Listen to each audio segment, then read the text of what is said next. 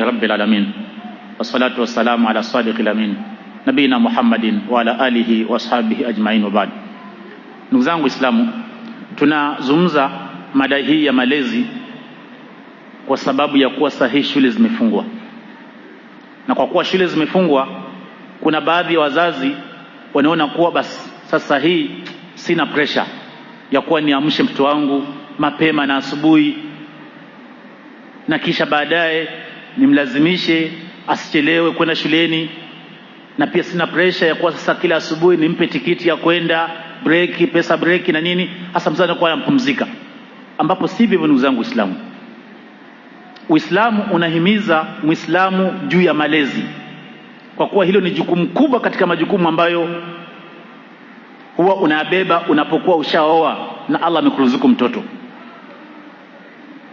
Sasa kwa kuwa shule ni moja katika malezi, na sisi hatupingi mtoto kupelekwa shule, lakini hiyo ni sehemu tu katika malezi, kwa sababu Uislamu unalenga kumlea mtoto wa Kiislamu kwa malezi aina mbili: malezi ya kidini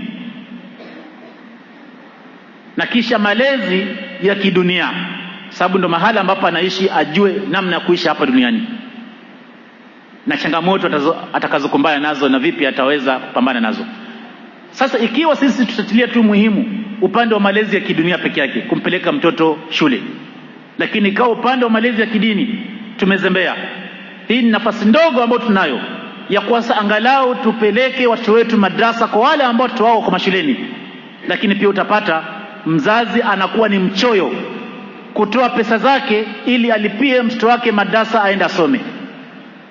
Uchoyo kwa dini yake, uchoyo kwa malezi ya mtoto wake, kisha watarajia mtoto wako awe ni mwema. Sasa hapa tutapata kwa mtoto amesoma shule na mpaka hata amehitimu, na kisha anaongea lugha ya ujeuri na ukaidi na kusema kuwa kwani aliyesema kuwa ni lazima mimi kumsaidia babangu baada ya kuwa sasa alisaidia ni nani? Kwani alikuwa ananisaidia ili nimlipe? Mimi pia nitasaidia watoto wangu, kwa yeye na maisha yake, nipe na maisha yangu na sinisumbue. Na kule kulea ilikuwa ni jukumu lake, kama vile pia mimi itakuwa ni jukumu langu kuwalea watoto wangu, kwa hiyo tusumbuane kimaisha.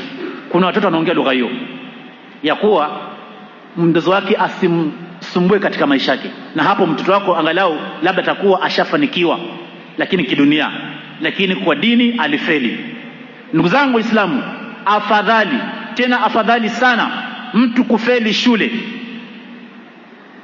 tena ufeli kabisa, lakini uweze kufaulu katika maisha yako ya kidunia. Na ni wengi ambao wamefeli mashule, bali katika mashule unaweza kupata mtu alikuwa labda ndiye mwenye kushika namba za mwisho, lakini baada ya maisha kwenda na kuwa sasa kila mtu ashakuwa mkubwa, hizo shule zishamalizika wakati wake, unapata kuwa wale waliokuwa namba za mbele hasa washakuwa nyuma katika maisha, na wale waliokuwa namba za nyuma ndio wako mbele kimaisha, mpaka unasema kuwa mbona mambo yako hivi? Kwa hivyo bidii ya shuleni haina maana ya kuwa ndio kufanikiwa katika maisha ya kidunia, lakini kuna uhakika mkubwa usiopingika ya kuwa bidii katika madrasa ndio kufanikiwa katika dini. Haiwezekani ya kuwa mtu hakusoma madrasa alafu eti afanikiwe kidini. Hiyo dini ataifuata kivipi na hijui? Lakini dunia Allah humpa amtakaye na hata asiyemtaka.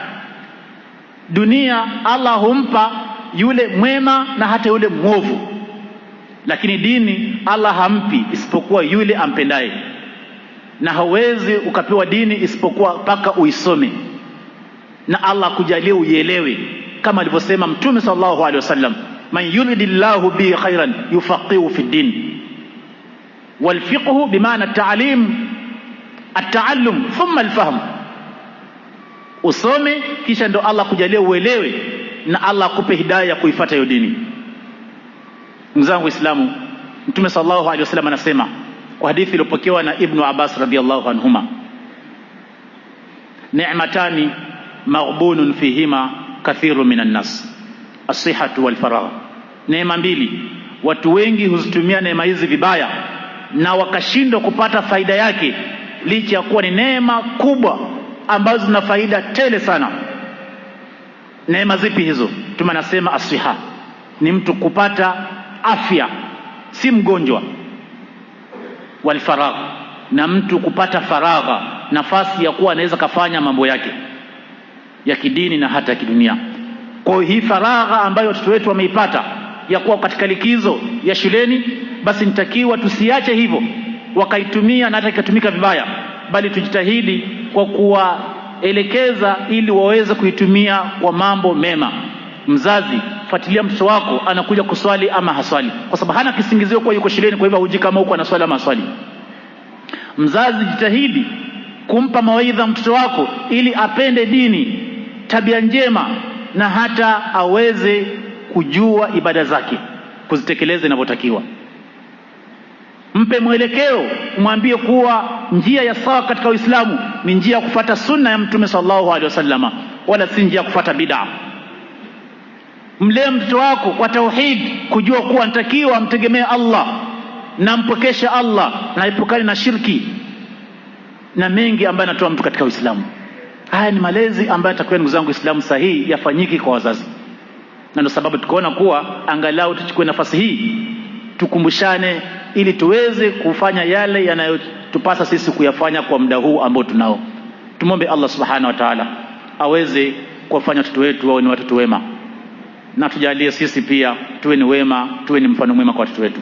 Subhanakallahumma rabbana bihamdik, shalla ilaha illa anta astaghfiruka wa atubu ilaik.